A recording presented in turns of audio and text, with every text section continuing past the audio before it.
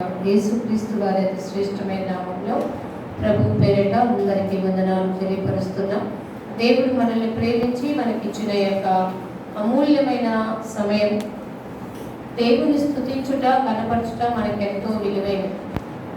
కాబట్టి యెషయా గ్రంథం 45వ అధ్యాయంలో 1 నుంచి 13 వచనాలు చదువుకున్న దానిలో ఎవరి గురించి మాట్లాడుకున్నామండి? కోరేషు గురించి, అతన్ని ఎలా ఏర్పాటు చేసుకున్నారు, తనకి ఎలా ధైర్యంగా ఉంటానంటున్నారో తెలియపరిచారు. తర్వాత 14 నుంచి మరి చివరి వచనాల వరకు కూడా దేవుడు తను తాను పరిచయం చేసుకుని తను తప్ప ఇంకొక దేవుడు లేడు, సర్వాధికారము కలిగిన దేవుడు సమర్థుడని తెలియపరుస్తున్న మాటలు మనం ఇక్కడ చూడగలుగుతాం. అంతేకాదు అందరూ ఆయన మహిమను గుర్తించి ఆయన దేవుని యొక్క సార్వభౌమాధికారానికి లోబడి తమ యొక్క మోకాళ్ళను వచ్చి దేవా మేము మీకు కృతజ్ఞులై జీవిస్తామని మొరపెట్టుకునే రీతిగా మరి దేవుడు తన్ని ఎలా పరిచయం చేశారనే విషయాన్ని తెలుసుకుందాం. యెషయా గ్రంథం 45వ అధ్యాయం 14వ వచనం. మాట సెలవిస్తున్నాడు, చదవండి. ఐగుప్తీయుల కష్టార్జితమును, యెహోవా ఈ మాట సెలవిస్తున్నాడు, ఐగుప్తీయుల కష్టార్జితమును పురుషుల రక్తముల లాభమును నీకు దొరుకును. దీర్ఘదేహులైన చదవమ్మా. దీర్ఘదేహులైన సబాయీయులను నీ యొద్దకు వచ్చి నీ వారగుదురు. వారు నీ వెంట వచ్చెదరు, సంఖ్యలు కట్టుకుని వచ్చి నీ ఎదుట సాగిలపడుదురు. నిశ్చయముగా మీ మధ్య దేవుడున్నాడు, మరి ఏ దేవుడును లేడు, ఆయన తప్ప ఏ దేవుడును లేడని అని చెప్పుచు మీకు విన్నపములు చేసెదరు. నిశ్చయముగా నీ మధ్య దేవుడున్నాడు, మరి ఏ దేవుడును లేడు, ఆయన తప్ప ఏ దేవుడును లేడు అని చెప్పుచు నీకు విన్నపము చేసేది. ప్రార్థన చేసుకుందాం. తలలు వంచండి. శ్రద్ధ కలిగి దేవుని మాటలు విందాం. మహాగణుడా, మహిమోన్నతుడా, మా ప్రియుడా యేసయ్య మీకు వందనాలు చెల్లిస్తున్నాం. మీ దయగల మాటలు మాకు వినిపించారు. నీ బిడ్డనైనా నన్ను వాడుకోండి ప్రభా. నా నోటికి మీ మాటలు అందించండి. నా ప్రక్క నుండి మరి నేను ప్రభా బలపరచండి. ఈ యొక్క సంఘంపై మీ దృష్టి నిలపండి. ఈ ప్రాంగణాన్ని మీ ఆధీనంలోకి తీసుకోండి. వినగలిగిన మాటలు, గ్రహించగలిగిన హృదయాన్ని సంఘంలో ఉన్న వారికి, సంఘం వెలుపులో ఉన్న వారికి కూడా మీరు ఇస్తున్న ఆయుష్కాలం అనే సమయం ఉండగానే అది విలువ తెలుసుకుని మసులుకొని నీ వైపును తిరిగి పశ్చాత్తాపంతో నిన్ను వెతుకులాగునా ఆయన మీరు చూపుతున్న అనేకమైన విషయాల్ని మదిలోకి తెచ్చుకొని ఆయన మూర్ఖ హృదయంతో కాకుండా గ్రహించుకోగలిగిన హృదయంతో నేను నీ వైపు చూసి ఈ వాక్యం సెలవిస్తున్న రీతిగా మీరు నా వైపు తిరుగుడి, నేను మీ వైపుకు తిరుగుదును, నేను మీకు దేవుణ్ణై ఉన్నాను, మీరు నా ప్రజలై ఉందరు అనే వాగ్దానము ప్రభావం నీ బిడ్డల పట్ల నెరవేరినట్లుగా సహాయం దయచేయండి. నీ కృపను తోడించి ఆదరించి బలపరచమని మనసారా నిన్ను కోరుకుంటూ ప్రతిమిలాడుకుంటూ యేసు నామమున ప్రార్థన మీకు సమర్పిస్తున్నాం తండ్రి. ఆమేన్. ఇక్కడ విషయం ఏం చెప్తున్నారంటే యెహోవా సెలవిస్తున్న మాటలు. ఆ సెలవిస్తున్న మాటలో దీర్ఘదేహులైన సబాయీయులు నీ యొద్దకు వచ్చి ఆలోచించారండి. కోరేషుకి ఎంత పిలిపిస్తున్నారు. దేవుడు తలుచుకుంటే రాజులని గణపరచగలరు. దేవుడు తలుచుకుంటే రాజులని వారి యొక్క స్థానం నుండి దింపగలరు. ఆలోచించారండి. ఎందుకంటే దేవునికి అసాధ్యమైనది ఏదీ లేదు, సమస్తము సాధ్యము. ఆయన సమర్థుడైన దేవుడు తన బిడ్డల్ని కూడా తన యందు స్థిర హృదయంతో ఎదుగు వారి యొక్క హృదయాలలో తన యొక్క చిత్తాన్ని నెరవేర్చుకొని తన సాక్షులుగా నిలబెట్టుకోగలిగిన సమర్థత కలిగిన దేవుడు. ఆలోచించారండి. అందుకే ఇక్కడ అంటున్నాడు, నీ దగ్గర ఎలాంటి వాళ్ళు ఉంటారనుకుంటున్నావు? దీర్ఘదేహులైన వారు వారే వచ్చి నీ వారు అవుతారు. ఒక మాట చెప్పండి. ఇప్పుడు దీర్ఘదేహులకి ఏముంటుంది అంటే యుద్ధశాలలు ఏముంటుంది చెప్పండి? వాళ్ళకి ఒక ఆలోచన ఉంటుంది.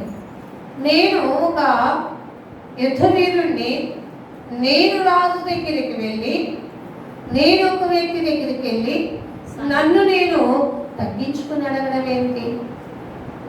నాకు నేనే గొప్ప అనుకునే రీతిలో ఆలోచించారండి. గొల్యాత్ అదే కదా అనుకున్నాడు.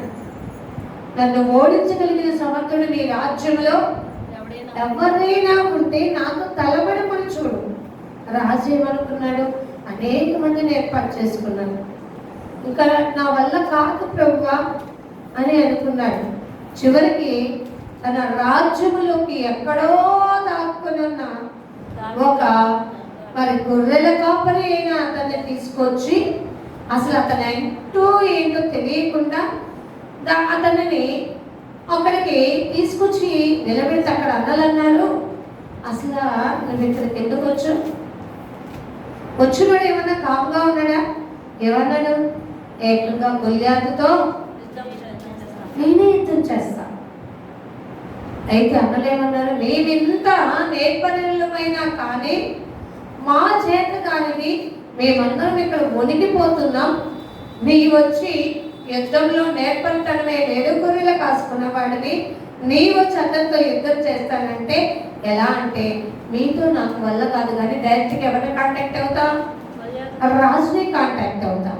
రాజు దగ్గరికి వెళ్ళి, రాజేమో అనౌన్స్ చేస్తున్నాడు, ఎందుకంటే నా రాజ్యానికి అవమానం రాకూడదు, నా రాజ్యములో ఒకవేళ వాడి గెలిస్తే నేనేం చేయాలి? నేను అనౌన్స్ చేసినట్టుగా నా కూతురు ఏం చేయాలి? చేసేయాలి.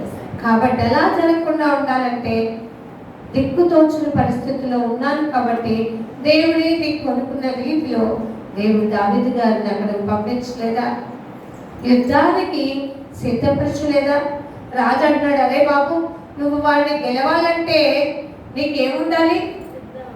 యుద్ధానికి వేసుకునే డ్రెస్ ఉండాలి, ఆ సామాగ్రి కంపల్సరీ నువ్వు ధరించుకోవాలి. ఓకే రాజా, వేసుకుంటానన్నాడు, కానీ తను కంఫర్టబుల్గా అది లేదు. ఆలోచించారు, అయ్యో అది లేకపోతే ఎలా అయినా యుద్ధంలో నువ్వు మరణిస్తావు, వాడు ఎలాంటి వాడు అనుకుంటున్నావు?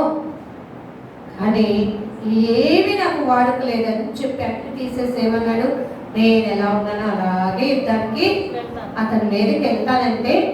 మీకు ఈ విషయం బాగా తెలుసు కదండి, తెలుసు కానీ గ్రహించే మార్పు కావాలి అంటుంది.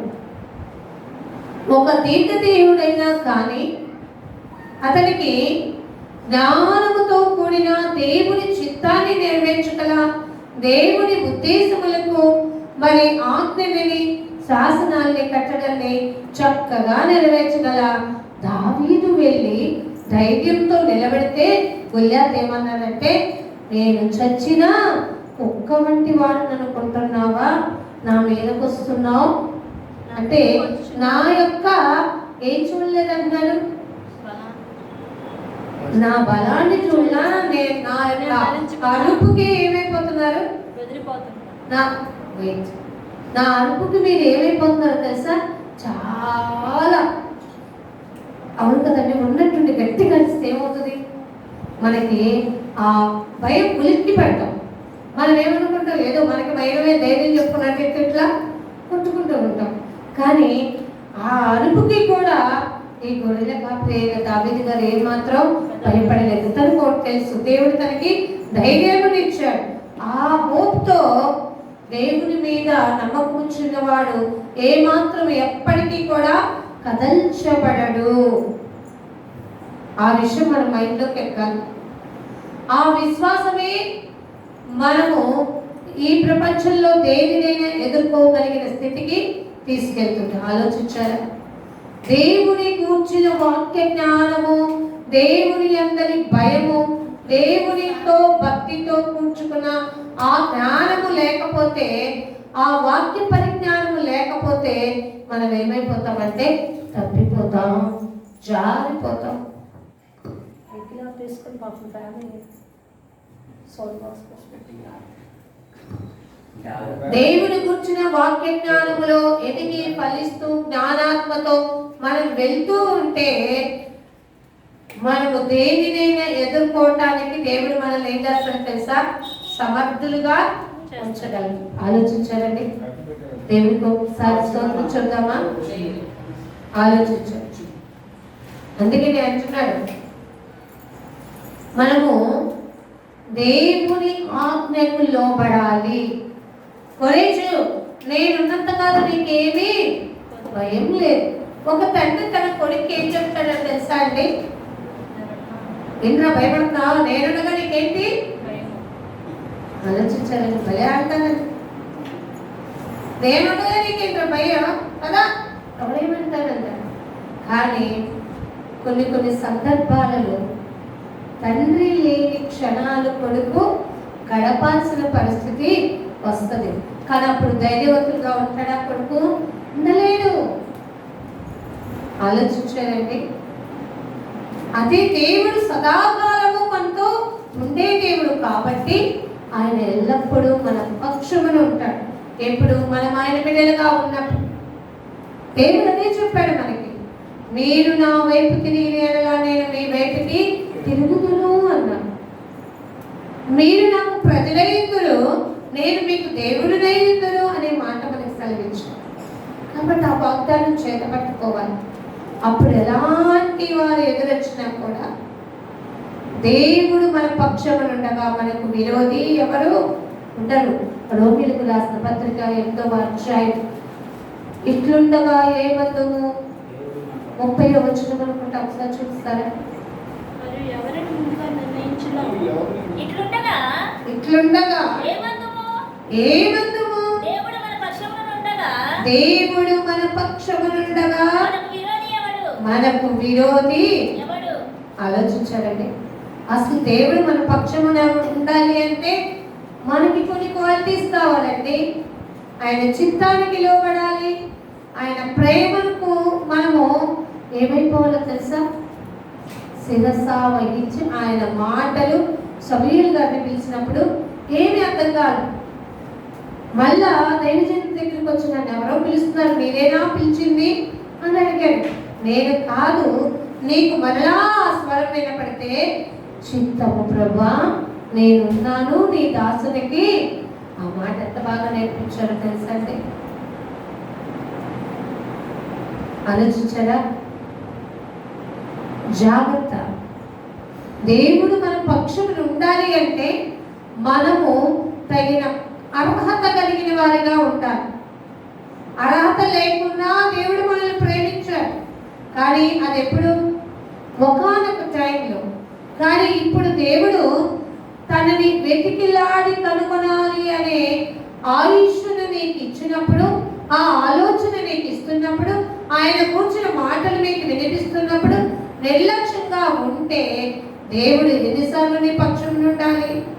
చూసి విసర్జించేస్తాడు. ఆలోచించారండి.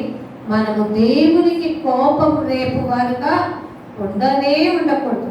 బహు జాగ్రత్త కలిగిన వారిగా ఉండాలి. మనము దేవుని వైపు తిరగడం అంటే దాని అర్థం ఏంటో తెలుసా?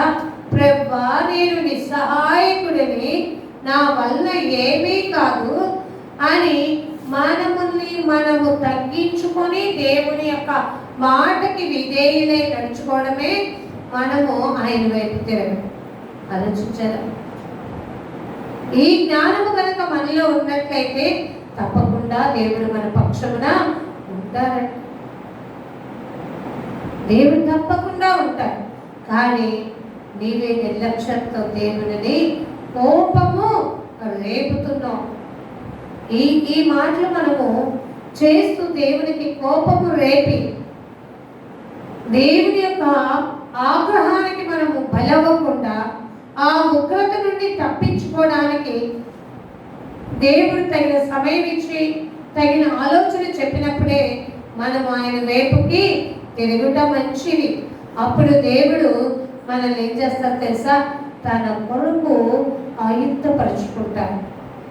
ఇదిగో నా బిడ్డలు ఉన్నారు భూమి మీద, వాళ్ళ దగ్గరికి వెళ్ళండి, వారు నాకు సాక్షులుగా ఉన్నారు, వాళ్ళ దగ్గర మీరు పరామర్శించండి లేదా సలహా తీసుకోండి అని దేవుడు ఉంచే రీతిలో మనం ఉండాలి. అంటే మొదటిగా మనము దేవుని పక్షము వారమై ఉండాలి. ఇక్కడ అదే చెప్తున్నారు చూడండి, యెషయా గ్రంథం 45లో నిశ్చయముగా మీ మధ్య దేవుడున్నాడు, నీ మధ్య దేవుడున్నాడు, మరి ఏ దేవుడు లేడు, ఆయన తప్ప ఏ దేవుడు లేడని చెప్పుచు నీకు విన్నపము చేసెదరు. అర్థమైందండి? ఎవరు చేస్తారట?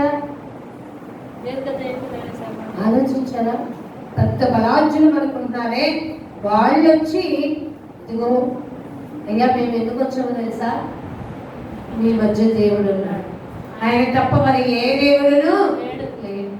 ఎందుకంటే ఎబ్రీ 7:26 ప్రకారంగా మన దేవుడు ఏంటో తెలుసండి?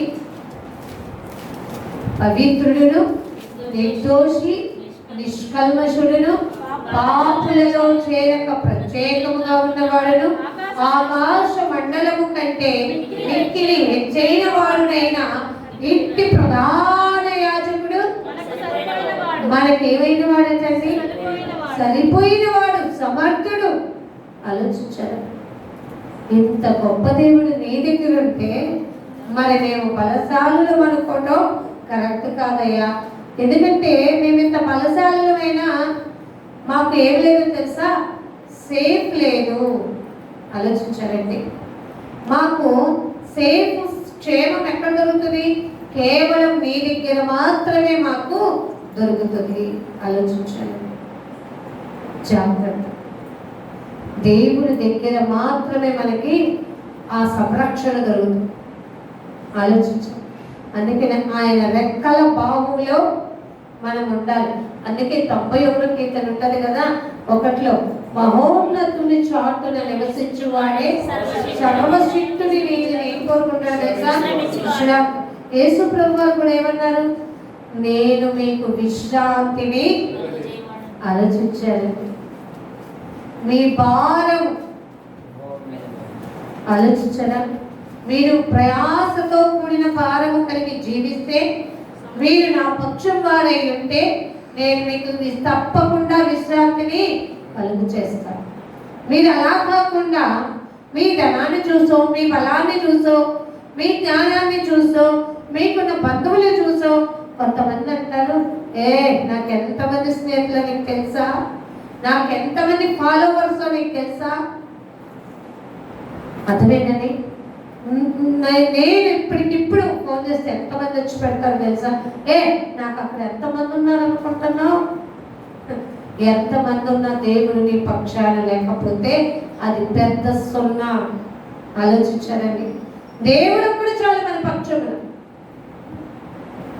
ఆయన మన పక్షమును ఉంటే, ఆయన మన యథార్థతను చూసి దేవుడు సహాయం చేయవాడే ఉన్నాడు. ఆలోచించారా? అందుకని అంటున్నాడు, పెద్ద దేవులైనా కానీ వాళ్ళు వచ్చి కోరేష్ దగ్గరికి వచ్చాయా, నీవు మరి దానియేలు గారు అన్నారు కదా, దానియేలు గారికి రాజు ఏమన్నాడు తెలుసా?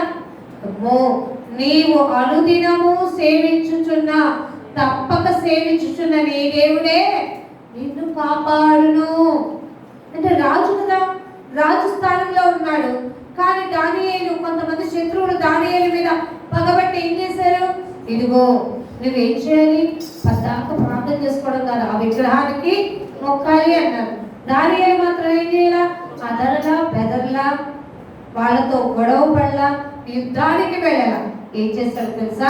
యథావిధిగా యెరూషలేము తట్టు కిటికీ తలుపులు తెరిచి ఉండగానే ఆయన ఏం చేసుకున్నాడంట? దేవునికి ప్రార్థన చేసుకుంటే ఎప్పుడెప్పుడైతే దొరుకుతాడా అని కనిపెట్టిన శత్రువులందరూ ఆయన ప్రార్థన చేసుకోవడం అవగానే ఆయన పట్టుకుని రాజుగారికి ఏం చెప్పారు తెలుసా?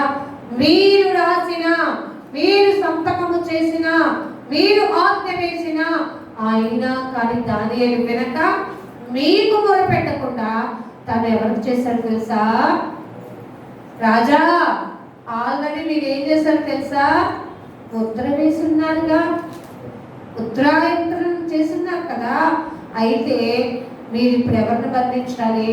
దానియేలుని బంధించడానికి మాకేమి చేయాలి? పర్మిషన్ ఇచ్చేయాలి. తప్పదు. దానియేలు మరి రాజుగారు పర్మిషన్ ఇవ్వగానే దానియేలుని తీసుకొచ్చి సింహాల బోనులో వేసేశారు. దానియేలు ఏమన్నా, రాజా నీ దగ్గరికి నేను వస్తాను, నన్ను విడిపించాను అన్నాడా? లేదు. దానియేలు ఎవరి మీద హోప్ పెట్టుకున్నారు? రాజు మాత్రం వచ్చి, దానియేలు నేనేమి చేయలేని పరిస్థితుల్లో ఉన్నాను, నీవు రోజు నీ దేవునికి చేస్తున్నావే, ఆ దేవుడే ఇప్పుడు నేను ఏం చేయాలి? ఎంత బాగుందో మాట అర్థమైందండి. తెలుసు తెలియక కొంతమంది మనల్ని అంటారు, యా నేను దేవుడే కాపాడా, ఏ దేవుడో తెలియదా అంటే అప్పుడు వెంటనే ఉన్నా, అవును నా యేసయ్యే నన్ను తప్పకుండా కాపాడతాను. కాపాడకపోయిన తన చిత్తము నా పట్ల ఎలా ఉందో దానికే నేనేమవుతాను తెలుసా? ఒబీడియంట్ అయిపోతాను, విధేయత కలిగి నేను వెళ్తాను, ఈ ఆజ్ఞ ఉంటాను, ఈ విధేయత కలిగి ఉంటాను. అంతేకాని దేవుడా ఈ పరిస్థితుల్లో నన్ను ఎందుకు ఉంచావు? ఒకానొక చోటండి దావీదు గారు ఏం చేస్తూ ఉంటారంటే, సౌలు గారు తరుగుతూ ఉంటారు యుద్ధాలను. తరుగుతూ ఉంటే దావీదు అలసిపోయి ఆ సౌలు దగ్గర నుంచి పారిపోయి వేరే ఊరికి వెళ్ళిపోతాడు. అక్కడ గుర్తు తెలియని మనుషులు ఉన్నారు కదా. అక్కడ వెళ్ళిపోయిన చోట ఒక రాజు దగ్గరికి వెళ్తే రాజుకు కూడా దావీదు గారు తెలియదు. అయితే ఇతను ఏం చేస్తాడు తెలుసా? కొంతమంది మనుషులు అతన్ని గుర్తుపట్టినప్పుడు అతను వాళ్ళ దగ్గర నుంచి తప్పించుకోవడానికి ఏం చేస్తాడు తెలుసా? తన విధేయతను వాడి దేవుని మీద భరోసాతో పిచ్చి వాళ్ళలాగా సొల్లు కార్చుకుంటూ ఏమి తెలియనోడులాగా నత్తిగా అమాయకంగా మాట్లాడుకుంటూ గోళ్ళ మీద గోరులతో గీచుకుంటూ అక్కడి నుంచి తప్పించుకొని వెళ్ళిపోతాడు. దేవుడు తన బిడ్డలు విడిచిపెడతాడా? అలాగే దానియేలుని ఆ సింహం కోరిలో అయ్యో సింహాలు తినేస్తాయేమో అని ఒక పక్క రాజు భయపడ్డాడు, ఇంకో పక్క తినేస్తే బాగుండని అతని యాంటీ గుండా స్క్వాడ్ చూసారా, శత్రువులందరూ వాళ్ళు ఎదురు చూశారు. కానీ సమర్థుడైన దేవుడు ఏం చేశాడు? రాజుగారు ఎప్పుడు తిండి తినలేదట, ఎప్పుడు ఎంజాయ్ చేసే ఆ ఎంజాయ్మెంట్ మానేశారు. ఒకవేళ ఆ యొక్క సౌండ్లకి అతను ఏమవుతాడని భయపడతాడనేమో ఆలోచించారా? భయము చెందకు నీవు ఆలోచించారండి. ఈ పాట మనకు తెలుసా? భయము చెందకూడదు, దిగులు నువ్వెవరి నుంచో. ఆ పాట మీరు నేర్చుకోండి. మీలో ఎప్పుడన్నా భయం తొలగిపోయినా, దిగులుతో మీరు ఏం చేయాలో తెలుసా? దేవుని వైపు తిరిగి దేవుని మార్గాన్ని కనుగొంటూ నిశ్శబ్దంగా ఉండి పాట ద్వారా దేవుని స్తుతించాలి. తప్పక కార్యాన్ని మనము చూడగలం. దేవుని స్తోత్రం చెప్తామా? ఆలోచించండి. ఇక్కడ అంటున్న మాట చూడండి. ఇక్కడ ఇశ్రాయేలు దేవా రక్షక నిశ్చయముగా నీవు నిన్ను మరుగుపరచుకొని దేవుడవై ఉన్నావు. విగ్రహములు చేయవారు సిగ్గుపడిన వారే. ఇక్కడ ఏమంటుందండి? ఇశ్రాయేలు దేవా రక్షక నీవు నిన్ను ఎప్పుడు ఏముంచుకున్నావు? మరుగుపరుచుకుని దేవుడు. కానీ విగ్రహాలు చేసేవాళ్ళు ఏం పడాల్సి వచ్చింది? సిగ్గుపడే టైం వచ్చింది. వారందరూ విస్మయం అంటే ఆశ్చర్యము పొందే టైం వచ్చింది. ఆలోచించారండి. విగ్రహములు చేయవారు మనకి 115వ కీర్తన అదే ఉంటుంది కదా. దానిని చేయవారు దానిని పోలి ఉన్నారు. ఆలోచించండి. కొంతమంది కొన్ని బొమ్మలు కొనుక్కుంటారు, టెడ్డీ బేర్ టైప్ బొమ్మలు కొనుక్కొని వాటిని చూసి అబ్బా దీని ముక్కు భలే ఉంది కదా, చెవులు భలే ఉంది కదా అంటే అది కూడా తిరిగి ఏమన్నది, నీ ముక్కు బాగుంది అని అంటదా కదండి. కానీ సెల్లులో ఒకటి ఉంటుంది, ఏదో పెట్టుకుంటారు యాప్, టాకింగ్ టామ్. అది మనం ఏమంటే అది అనగా ఏం చేస్తుంది, మళ్ళీ అంతే ఎదురుమన్న మాట అంటే. ఇప్పుడు అలా కాదు, నకిలీగా విగ్రహాలను చేసి పెట్టుకున్న వారందరూ ఆశ్చర్యపడి యో అని ఆశ్చర్యపడే రీతిగా సిగ్గునందు వారయ్యే సమయము వచ్చి ఉంది. ఆలోచించండి. ఇంకా ఏం చెప్తున్నారండి అక్కడ, ఒక్కలను మిగలకుండా. ఇక్కడ మీరు 3 మాటలు గమనించారా? చెప్పగలరు ఎవరైనా? ఇదే వచనంలో 3 మాటలు.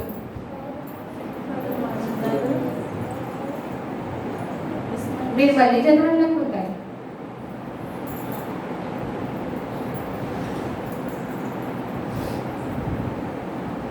విగ్రహాలను చేసేవాళ్ళు సిగ్గుపడే టైం వచ్చింది, ఆశ్చర్యపడే టైం వచ్చింది. ఇంకేమన్నాడు? కలవరం. అర్థమైందండి. మన దేవుడు ఏమన్నాడు? యోహాను సువార్త 14:1 ఏమన్నారు? మీ హృదయములను కలవరపరచండి అన్నారా? అర్థమైందండి. కలవరపడనీయకుడి, నా యందు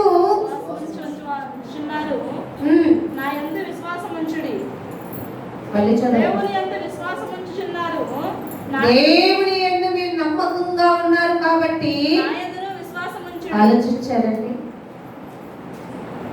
ఇన్నాళ్ళు మీరు నమ్మారుగా, నేను దేవుడనని, నేను మీకు సమస్తము చేయగలనని. కాబట్టి ఇప్పుడు మీరు ఏం చేయమంటున్నారు తెలుసా?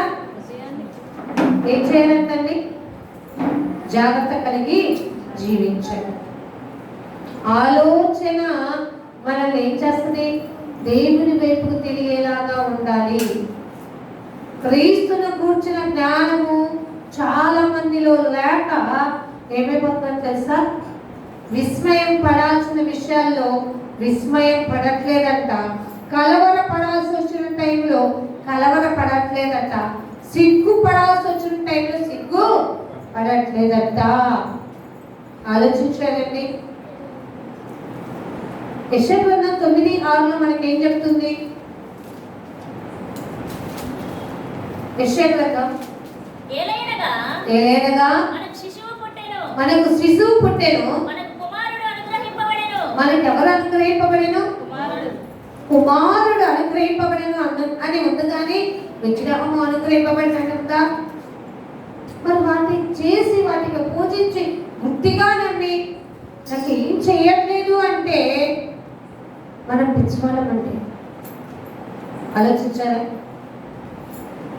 ఏలైనగా మనకు కుమారుడు అనుగ్రహింపబడెను, ఆయన భుజముల మీద ఏ భారం ఉంది? అబ్బో, కుటుంబంలో ఒక వ్యక్తి ఉద్యోగం చేస్తా ఏముందండి, ఎంత గర్వంగా మాట్లాడతారు తెలుసా? ఏముందండి మా ఇంట్లో, నేను ఒక్కడే కష్టపడాలి, కూర్చొని తింటాను మాత్రం ఎంతమంది ఉన్నారు? గో ఇంటిల్లి బాధి అని చెప్తారు.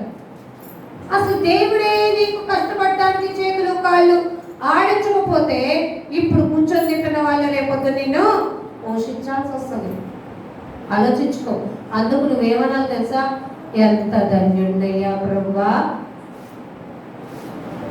ఆ స్థితిలో లేకుండా నన్ను ఈ విధంగా ఉంచావు అంటే, నాకు ఈ భారాన్ని పెట్టాము అంటే బహుశా మిగిలిన వారు నా కోసము ప్రార్థన చేయటవలనేమో.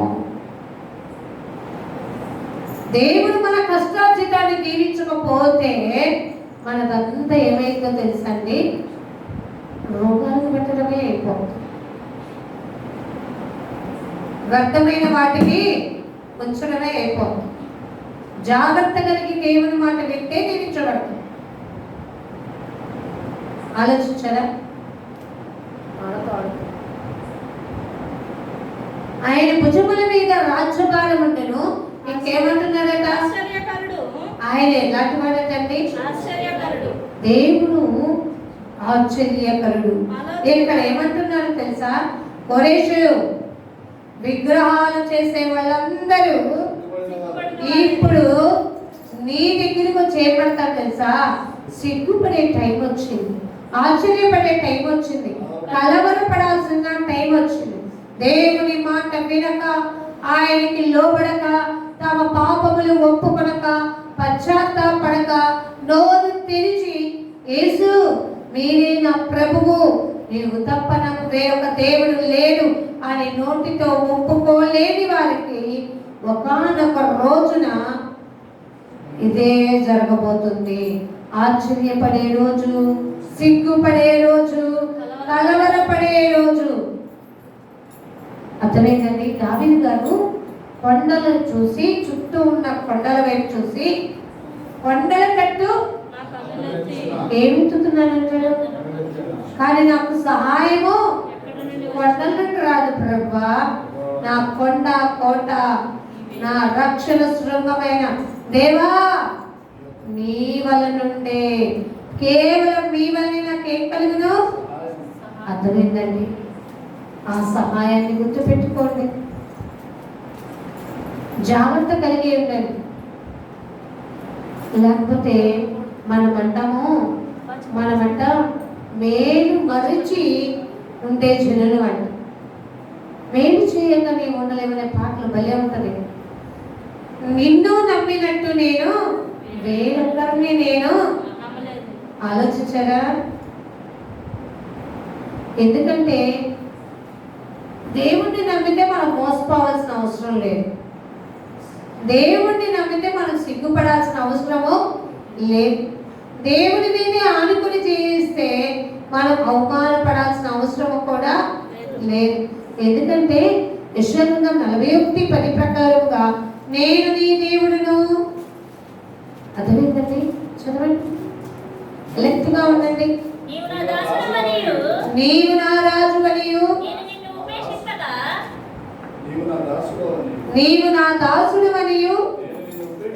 నేను నిన్ను ఉపేక్షింపక. అబ్బా, అర్థమైందండి? దేవుడు ఆలోచన లేకపోతే ఈ భూమి మీద మనం పుట్టుండే వాళ్ళమా? ఆలోచించారా? దేవుడు తాను కావాల్సిన భక్తులు భూమి మీద తానే ఏర్పాటు చేసుకుంటాడు. ఆలోచించారా? పౌలు ఎంతో కఠినాత్ముడుగా ఉన్నాడు, కానీ దమస్కు మార్గంలో దేవుడు తనని కనపరుచుకొని నేను నీకు హింసించుచున్నా. ఆలోచించారా? కలవరపడి ఎవరు నువ్వు అని అడగలేదా? ఆశ్చర్యపోలేదా స్వరము విని?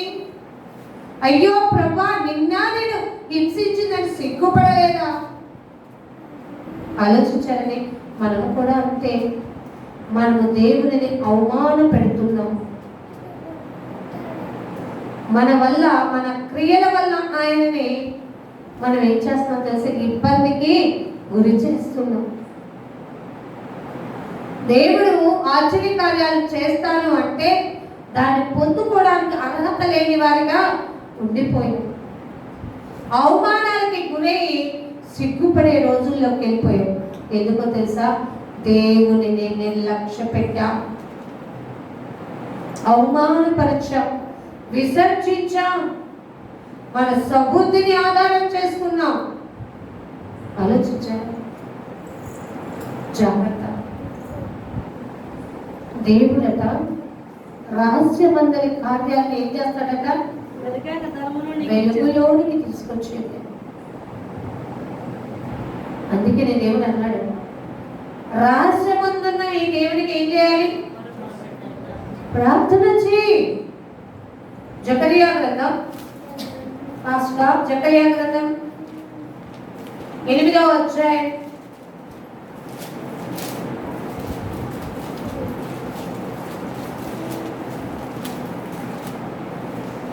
23వ వచనం. సైన్యములకు అధిపతియగు యెహోవా. ఎంత బాగా చెప్తారు ఇక్కడ. సైన్యములకు అధిపతియగు యెహోవా సెలవిచ్చున్నదేమనగా ఆ దినమున ఆ దినములలో ఆయా భాషలు మాట్లాడు అన్యజనులలో ఆయా భాషలు మాట్లాడు అన్యజనులలో 10 మంది ఒక యూదుని 10 మంది ఒక యూదుని చెంగు పట్టుకొని దేవుడు నీకు తోడుగా ఉన్నాడన్న సంగతి దేవుడు మీకు తోడుగా ఉన్నాడు అనే సంగతి మాకు వినబడినది గనుక మేము మీతో కూడా వద్దుమని చెప్పుదురు. అర్థమైందండి? ఆలోచించారా? అందుకని యోహాను సువార్త 11వ అధ్యాయంలో స్వయాన్ని యేసుప్రభు వారు చెప్తారు. ఏమంటారంటే నా గొర్రెలు నా స్వరము విను. అర్థమైందండి? దాన్ని పెడార్థం పెట్టుకున్నారు చాలా మంది. నా గొర్రెలు నా స్వరము విను, అంతేకాదు నా గొర్రెలు నన్ను వెంబడించు, నా గొర్రెలు నేనున్న స్థలాన్ని కనిపెట్టుకోగలరు. ఆలోచించారండి? అందుకనే మనము దేవుని వాక్యం వినబడుతున్నప్పుడు అక్కడికి వెళ్ళి ఆయా భాషలు మాట్లాడువారంటే దాని అర్థమైందో తెలుసా? అన్ని జనులందరూ ఆయనకి లోబడి రక్షణ బాప్తిస్మ అనుభవంలోకి వెళ్ళే ఆ దినములు మీరు చూస్తారు. ఆలోచించారా? అందుకనే జాగ్రత్త పడదాం, దేవుని వైపు తిరుగుదాం. ప్రభువా నీవు తప్ప వేరొక దేవుడు మాకు లేడు. నీవు సేవించున్న దేవుడు సమర్థుడని చెప్పగలిగే రీతికి వెళ్ళాలి. కీర్తన గ్రంథము 19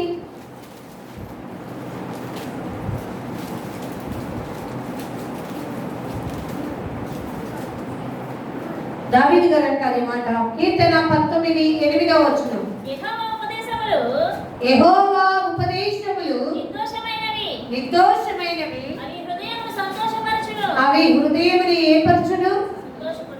అర్థమైందండి? యేసుప్రభు వారు తన శిష్యులకు ఏం చెప్పారు? కలవరపడకండి, నేనుండు స్థలములో మీరును ఉండులాగున నేను మీకు స్థలము సిద్ధపరచా. అర్థమైందండి? మరి ఆ సమాధి దగ్గరకు త్వరగా పరిగెత్తుకుని వెళ్ళిన మరియ కూడా ఏమైందంట? కలవరపడిన ఆ యేసుని ఎవరో ఎత్తుకుని వెళ్ళిపోయారు అన్నట. ఆలోచించారా? తన బిడ్డల యొక్క కలవరాన్ని దేవుడు గుర్తెరిగిన దేవుడు. ఆలోచించాడు. దేవుడు ఇక్కడ అంటున్నాడు, యెహోవా ఉద్దేశములు మన పట్ల ఏమైనవి?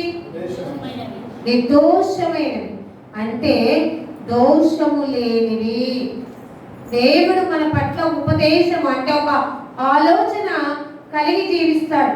మనుషుల ఆలోచనలు ఎప్పటికీ మన పట్ల నెరవేరాలి అనుకొని శత ప్రయత్నాలు చేసిన దేవుడు మన పక్షమునుండగా అవి జరగవు.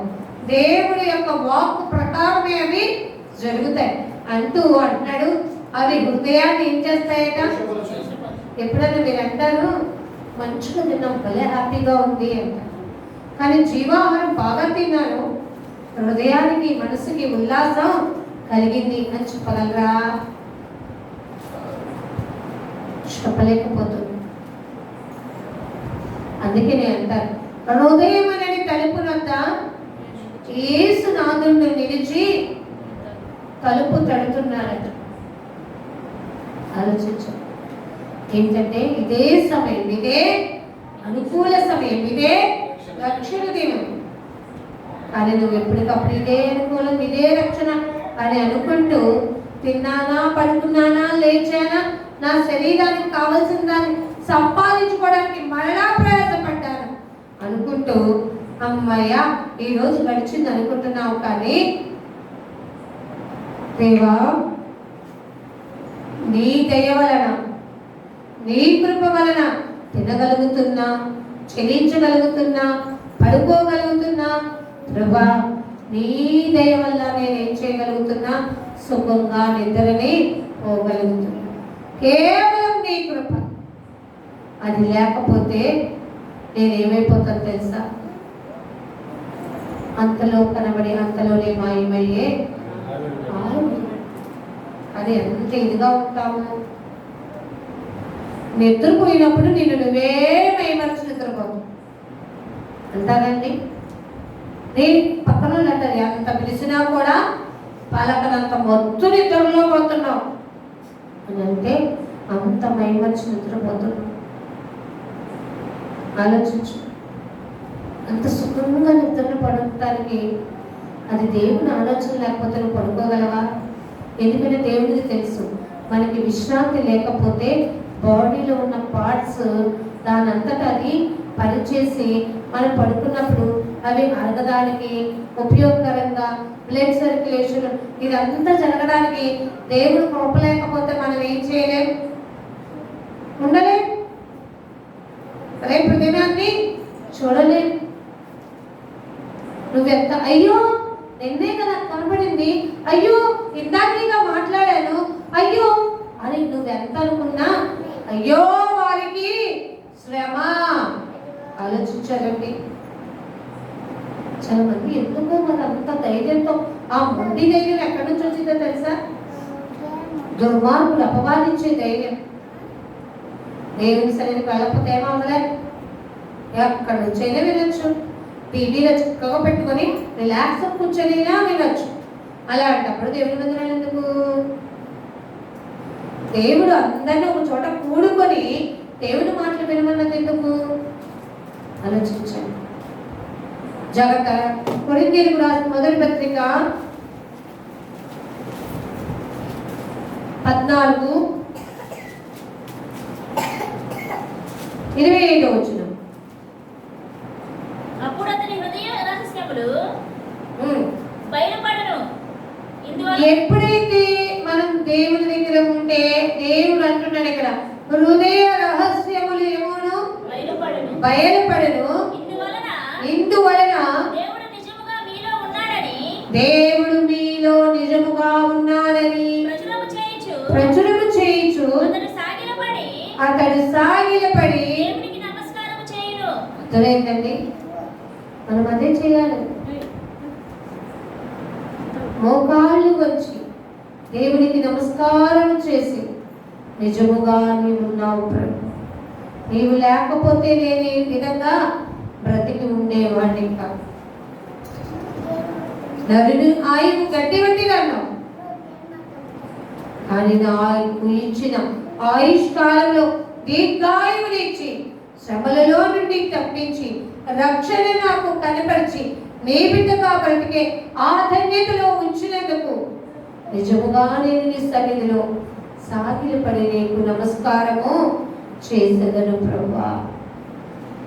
ఆలోచించారా? రోమీయులకు రాసిన పత్రికలో 10వ అధ్యాయంలో ఇంకొక మాట పౌలు గారు తెలియపరుస్తూ ఉంటారు. 11వ వచనం ఏమనగా ఆయన యందు విశ్వాసముంచువాడెవడును సిగ్గుపడడని. అర్థమైందండి? దేవుని మీద నమ్మకం ఉంచు. ఇంగ్లీష్లో హోప్, ఫెయిత్ అంటాం. ఆలోచించండి. దేవుడి మీద నువ్వు నమ్మకం ఉంచితే వాడు ఎన్నడూ ఏం పడడట. మరి విగ్రహాలు చేసే వాళ్ళు విగ్రహాల మీద నమ్మకం పెట్టుకుంటే ఇక్కడ రాయబడింది ఏంటి? వాడు సిగ్గుపడే రోజు వచ్చింది. స్తెఫను గారు, పౌలు గారు ఏమన్నారు తెలుసా? సిగ్గుమాలిన జనులారా, జ్ఞానము లేని వాళ్ళారా, అపహాసకులారా. ఆలోచించారండి. ఇక్కడైనా మీరు దేవుని వైపు పశ్చాత్తాపనుడి. ఆలోచించారండి. కానీ మనము కూడా మూర్ఖ హృదయాలుగా ఉంటూ ఎరిగియు ఎరగనన్నట్టుగా ఉండి చట్టక్రియలు చేస్తూ అవమానం తెచ్చేవారిగా ఉంటే ఇకనైనాను మళ్ళుకొని దేవుని ఎదుట మనం ఏం పడాలో తెలుసా? ప్రాధేయపడాలి. ఎందుకంటే మనం దేవుని మీద నమ్మకం ఉంచుకున్నాం అనుకో, ఆయన తప్ప వేరొక దేవుడు మనకి లేడు. అదే పదే పదే చెప్తున్నమాట. మనం చదువుకున్న 14 వచనం నుంచి చివరి వరకు 25 వచనాలు కూడా సురేస్తాడు, నేను తప్ప వేరొక దేవుడు నీకు లేడు. గ్రహించు, ఆలోచించు. నీ దగ్గర ఎంతమంది బలశాలులైనా ఉండొచ్చు. చాలా మంది అంటారు, నాకేంటండి, నాకు ఇద్దరు కొడుకులు ఉన్నారు, నాకేమీ భయం లేదు, చక్కగా చదివిస్తున్నా, ఒకనొక కాలం వచ్చాక మంచిగా చదివి నన్ను చూసుకుంటారంటారు. చూసుకునే టైంలో అతను ఉండకపోవచ్చు, లేకపోతే ఉన్నా చూడాలన్న మనసు వాళ్ళల్లో కలగకపోవచ్చును. ఆలోచించారండి. జాగ్రత్త పడాల్సిన టైంలో మనము సరిగా జాగ్రత్త పడాలి. మన ప్రవర్తనను కాపాడుకోవాలి. అంతేకాదు, దేవుడి మీద నమ్మకం లేకుండా ఉంటే అవమానం పడే రోజు వస్తుంది. కృతజ్ఞత లేని వారిగా ఉంటే సిగ్గుపడాల్సిన రోజు వస్తుంది. ఆయనని అవమానపరిచే రోజుగా ఉంటే అయ్యో నా బ్రతుకు ఏమైపోతుందో, నేనేమైపోతానో అని కలవరపడాల్సిన రోజు వస్తుంది. ఆలోచించారా? దేవుని యొక్క నిరీక్షణ కలిగిన వాడు కలవరపడడు, సిగ్గుపడడు, ఆశ్చర్యపడడు. ప్రభువా, నీ కార్యములు నాకు తెలిసే ఉన్నవి అని చెప్పి నీ కార్యాలకి ఎదురు చూస్తున్నాను ప్రభు. ఈ 3 చేయగలిగిన రుజువు చూపించిన వ్యక్తి యోబు ఒక్కడే. ఆలోచించారండి. తనకి అకస్మాత్తుగా ఎదురైన ఆ పరిస్థితిని చూసి అతను విస్మయం చెందల. అవునా కాదా? మనమైతే ఎంత కంగారు పడిపోతాం. ఆఫ్టర్ మనం వాడుకునే సెల్లు పోతేనే ఎంత దిగులు, ఎంత కలవరం, అయ్యో ఎంత ఇదిగా ఎలా పోయింది, ఎంత ఆశ్చర్యం చూపిస్తామో కదండి. ఏది ఆఫ్టర్ యోబు ఆలోచించుకున్న ఒక్క రోజులోనే కుమారుల్ని, కుమార్తెల్ని, తనకున్న ఆస్తి అంతటిని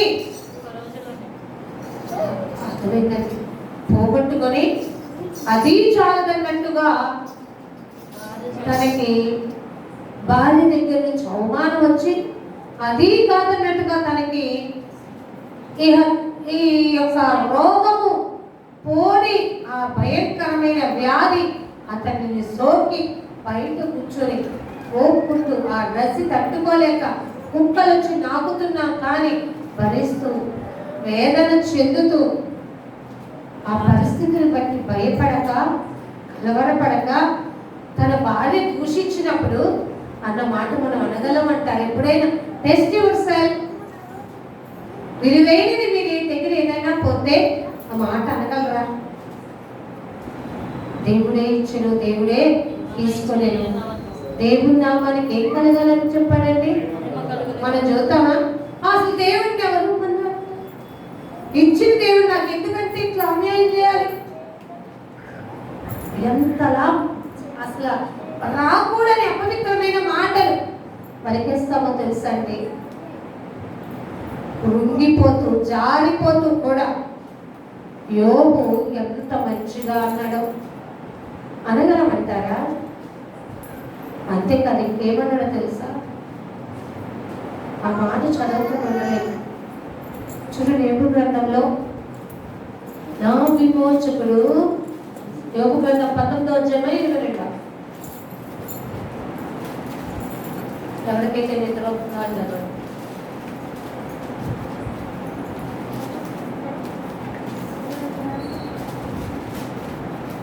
నేను చెప్పేదా చూస్తున్నారు. 19:25. అయితే నా విమోచకుడు, మీరు ఒక మాట పైన కూడా చదవాలండి. 22 కూడా చదవండి. 21. దేవుని హస్తము నన్ను మీరు అంటారన్నమాట. కొంతమంది అంటారు ఏదన్నా వస్తే మా ఇంట్లో ప్రార్థించకపోయింది. చూడండి, అపవాదికి చోటిస్తాం అలాంటే. యోబు అన్నాడా? నిరంతరం ప్రార్థించే యోబు అన్నాడా? ఏమన్నాడు చూడండి, నా శరీరం దేవుని హస్తము నన్ను మొత్తి ఉన్నది, నా మీద జాలిపడి నా స్నేహితులారా నా మీద ఏం పడుడి జాలిపడుడి. మీరు మీ ఫ్రెండ్స్ ఫోన్ చేసి, అరే నాకు ఇలా ఎందురా, ఏమోరా నేను చాలా జాగ్రత్తగా ఉంటాను రా, ఎందుకురా నాకే తెలియకుండా ఈ వ్యాధి నాకు కట్టిందంటే ఏమంటారు? సింపుల్గా మీరు చెప్పండి, ఏమంటారు చెప్పండి. మీరు చెప్పలేరు, ఎందుకంటే దేవుడి సన్నిధిలో ఉన్నప్పుడు నిజాలు బయటికి కక్కితే ఒప్పేసుకోవాలి కదా. ఏమంటారు తెలుసా? అందుకే నేను ఎన్నోసార్లు చెప్పా, జాగ్రత్త పడమని. 4 రాళ్ళు ఏమేసుకోవాలి? వెనకేసుకోమని. కొంతమందిని మనం ఏం చేయాలి? డబ్బున్న వాళ్ళని మెయింటైన్ చేయాలి. చేతి ఏం చేస్తారు? ఎత్తని పరిస్థితులు ఆదుకుంటారు, ఏం కొడతారు తెలుసా? ఆలోచించాలి అని మనకంటారు. ఏం చేస్తాం? జాలి పడుతున్నా, వీలైతే నీకోసం నేను కూడా ప్రార్థన చేస్తాం, భయపడమాక, సరే జాగ్రత్త అన్న ఫోను తర్వాత నీకు ఎప్పుడు వస్తుందో చూసుకో, నువ్వు తిరిగి చేసేదాకా కూడా నీకు రాదు. మహా అయితే ఒక రోజు వచ్చి నీకు కొంత డబ్బు పెట్టి కొన్ని ఫ్రూట్స్ కొనిపించి యోగు గారిని పలకరించడానికి వచ్చారు స్నేహితులు.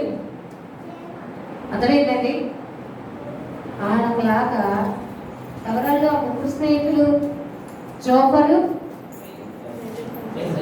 బిల్దరు, ఎలీఫస్, ఈ 3 వచ్చి ఏం చేస్తారట?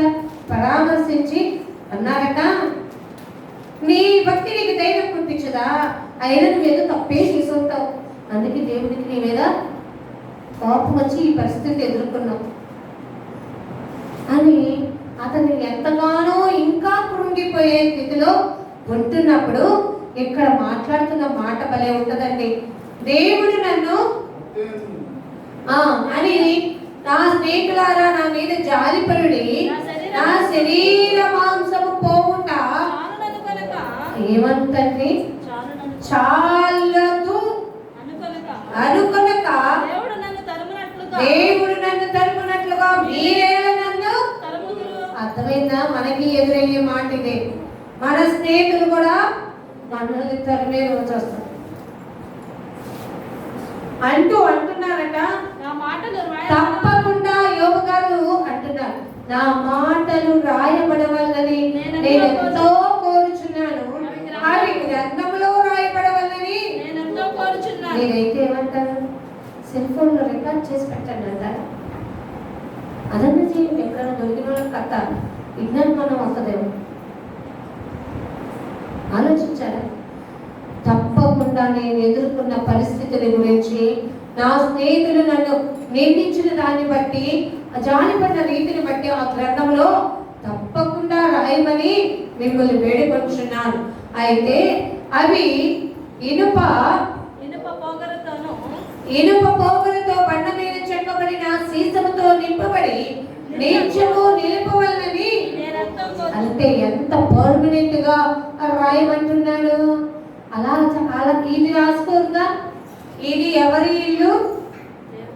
పెద్ద బిల్డింగ్ కట్టి ఆ బిల్డింగ్ పేరు పెట్టి దానికి ఎంత పెద్ద పెద్ద అక్షరాలు కనపడేలాగా పెట్టుకొని, ఏది అని దేవుడు ఊదితే భూమి వణికి కిందకి ఊగిపోయి మొత్తం పడిపోయే రీతిలో ఉన్నదానికి పేరు పెట్టి ఆనందపడి 100 మంది ఎవర్రా ఇల్లు అంటే అదేనండి అని ఆ భవనం పేరు చెప్పుకొని 10 మందిలోనూ కనపడే రీతిలో ఉండేలాగా చేసుకునేదా రాయమందైనా?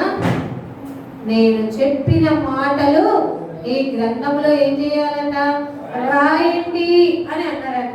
ఇంకేమన్నారు చూడండి, అయితే ఇక్కడ నా స్నేహితులు నన్ను విమోచించారల్లా, నా విమోచకుడు సజీవుడనియు తరువాత ఆయన భూమి మీద నిలుచుననియు నేను ఎరుగుదును. అర్థమైందండి? నన్ను విమోచించేది, నా పరిస్థితి నుంచి, నా బాధల నుంచి, నా మానసిక స్థితి నుంచి, నా శరీర పరిస్థితి నుంచి, ఆత్మీయ పరిస్థితి నుంచి నన్ను విడిపింపగలిగిన సమర్థులు ఎవరు? నా దేవుడే, నా స్నేహితులు కాదు. నా విమోచకుడు సజీవుడు నీవు, తర్వాత ఆయన భూమి మీద నిలుచునని నేను ఎరుగుదును. అబ్బా, ఈ మాట ఇలాగు నా చర్మము చీకిపోయిన తరువాత శరీరముతో నేను దేవుణ్ణి చూచెదను, నా మట్టుకు నేను. ఈ మాట బాగుందండి. అంటే నేను నడుచుకున్న ఆత్మీయ రీతి ప్రకారముగా నా మట్టుకి, అంటే క్రైస్తవ జీవితం, ఆత్మీయ విశ్వాసం, జీవించే జీవితం, ఈ యొక్క రక్షణ జీవితం అంతా ఎవరికి వారదేనండి. అదేంటి, నా రక్తం నీలో ప్రవహిస్తుంది కదా అంటే కుదరదు. నువ్వు ప్రార్థన చేస్తే నేను రక్షింపబడతానని కుదరదు. ఎవరి పాపాలు వాళ్ళు ఒప్పుకోవాలి. ఎవరి ఆత్మ సంరక్షణ కోసం వారు దేవుని ఎదుట మొరపెట్టాల్సిందే. అంతేకాని ఆలోచించారా, నా గురించి మా భార్య ప్రార్థన చేస్తే చాలు నేను పరలోక రాజ్యం వెళ్ళిపోతాను అనే మూర్ఖత్వంలోకి వెళ్ళిపోకండి. ఆలోచించారా? జాగ్రత్త. ఎవరి ఆత్మకు వాళ్ళే. నా అంతట నేనే, నా మట్టుకు నేనే చూచెదను, మరి ఎవరునూ కాదు. నేనే కనులారా ఆయనను చూచెదను. నాలో నా అంతరింద్రియములు, అంటే నా లోపల ఉన్న ప్రతి ఒక్క భాగం ఏమైపోయిందో తెలుసా? కృషించిపోయినా కూడా లోతుగా నేను మాట్లాడుతున్న ఆత్మీయ మాటలు అని యోబు గారు అంటున్నారు. ఆత్మీయ నేత్రాలతో నేను దేవుణ్ణి చూచెదను, జరిగిన దానిని కారణము నాలోనే ఉన్నదనుకుని మీరు మేము వారిని ఎట్లు తరిమెదమా అని తలంచిన ఎడల మీరు ఖడ్గమునకు భయపడుడి, తీర్పు కలుగునని మీరు తెలుసుకున్నట్లు ఉగ్రతకు తగిన దోషములకు శిక్ష. అర్థమైందండి? మన దోషములకు తగిన శిక్ష ఉగ్రత దినమున నియమింపబడి ఉంది. మరి నువ్వు ఏది నేర్చుకుంటావో తెలుసుకో, ఎటువైపు తిరుగుతావో తెలుసుకో. మరి యోబు గారు తెలుసుకున్నాడు కదా, ఎటువంటి పరిస్థితిలో మునిగిపోయినా నా మట్టుకు నేనే, నేను సేవించున్న నా దేవుణ్ణి కనులారా చూచెదను. నేనే నా నేత్రాలతో, నా ఆత్మీయ నేత్రాలతో అతనిని చూచెదను. ఉగ్రత దినమున నా దోష శిక్ష నుంచి తప్పకుండా నేను తప్పించబడతాను. మీరైతే ఎలా ఉంటారో చెక్ చేసుకోండి. అర్థమైందండి? కలవరపడ్డా? తన శత్రువులే ఆశ్చర్యపడేలాగా చేశాడు. అర్థమైందా? తన స్నేహితులే కలవరపడేలాగా చేశాడు. తన స్నేహితులే సిగ్గుపడేలాగా మాట్లాడాడు. అర్థమైందా? ఎందుకంటే తనలో శరీరం వెళ్ళిపోయినా, చీకిపోయే పరిస్థితుల్లో ఉన్న ఎముకలన్నీ ఎత్తిపోయి ఒక కట్టెలాగా ఉండి అవన్నీ ఒకదానికి ఒక అతుక్కుపోయి తనని ఎంతో బాధ పెడుతున్న ఆత్మతో, అర్థమైందండి, నిష్ప్రయోజనమైన శరీరం ఆత్మయే జీవింపజేస్తుంది కాబట్టి, ఇంకా తన ఊపిరి తనలో ఉంది కాబట్టి అతను చెప్తున్న మాట, తప్పకుండా నా దేవుడిని నేను చూస్తానన్న నమ్మకం నాకు. నా విమోచకుడు సజీవుడు కాబట్టి నేను కూడా సజీవుడుగా ఉంటాను. అందుకనే 42-43 అధ్యాయాలలో ఆయన ఈ లోకపరంగా సజీవుడిగా ఎలా ఉన్నాడు, అలాగే తను ఏ విధంగా దీవించబడ్డాడో మనకందరికీ ఆశ్చర్యం కలిగేలాగా ఆ మాటలు. యోబు రెండంతలుగా దీవించబడ్డాడు. అతని ఆస్తి మరి ఎవరికీ లేనంత ఇదిగా ఉంది. తన యొక్క బిడ్డలు ఎంతో సౌందర్యవంతులుగా కూడా ఉన్నారు. ఆలోచించారు. ఇప్పుడు ఎవరు సిగ్గుపడ్డారు? ఎవరు కలవరపడ్డారు? ఎవరు ఆశ్చర్యపోయారు? యోబు యొక్క స్నేహితులు కాదా? అంతెందుకండి మనం కూడా కదా, అయ్యో యోబును అంతలా దేవుడు పరీక్షించాడా? కాదు, అపవాది శోధించడానికి పర్మిషన్ అయితే ఉంది, కానీ ప్రాణము మాత్రం తీయడానికి పర్మిషన్ లేదు. ఆలోచించారా? జాగ్రత్త పడండి. మనము కూడా సిగ్గు నుండి అవమాన పొందే స్థితికి వెళ్లకుండా దేవుని ఆశ్చర్య కార్యాలు మన పట్ల ఇతరులకి తెలిసేలాగా మన ప్రవర్తన అంతట్లో మన స్వబుద్ధిని కాపాడుకుంటూ, నాకు నీవు తప్ప వేరొక దేవుడు లేడు ప్రభువా, మీరు నా పక్షమునుండగా నాకు విరోధి ఎవరు? నీ ఎంత విశ్వాసం ఉంచుతున్నాను, నేను సిగ్గుపడాల్సిన అవసరమే లేదు ప్రభువా. నీవు నాకు తోడుండగా నేను భయపడాల్సిన పని లేదు ప్రభువా. నీతి అనే నీ దక్షిణ హస్తం నా తోడుగా ఉండి నువ్వు నన్ను పైకి లేపగలిగిన సమర్థుడు ప్రభు.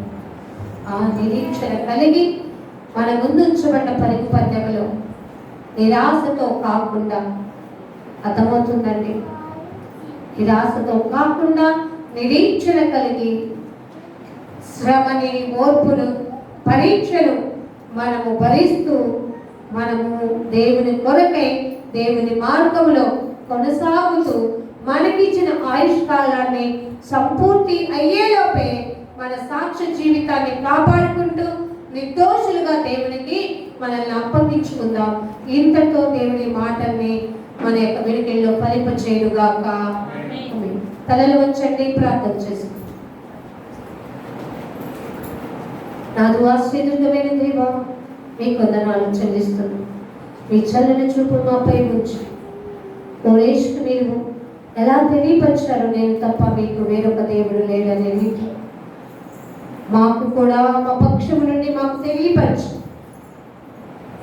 కలవరము, సిగ్గు, అలాగే నేను ప్రభు ఆశ్చర్యపడే రీతిలో నీ మాటలను వినిపిస్తూ నీ యందు విశ్వాసం ఉంచిన వాడు సిగ్గుపడనక్కరలేదు అనే మాటల ద్వారా మమ్మల్ని ఉత్తేజపరుస్తూ యోబుని సాదృశ్యంగా మాకు చూపించినందుకే కృతజ్ఞతలు చెల్లిస్తూ విన్న మాటలు మీ బిడ్డల యొక్క హృదయాలు నీరు కట్టి ఫలింపచేయమని మనసారా నిన్ను కోరుకుంటూ ప్రతిమలాడుకుంటూ ఈ సాధనముగా నన్ను వాడుకుని నా నోటికి మాటలు అందించి నా ప్రక్క నుండి బలపరిచినందుకే కృతజ్ఞతలు చెల్లిస్తూ ఏస్తున్నామని ప్రార్థన విన్నపములన్నీ కూడా అడిగి వేడుకొని పొందుకునే నాము తండ్రి, ఆమేన్. అందరికీ వందనాలు. దేవుడు మిమ్మల్ని దీవించుగాక.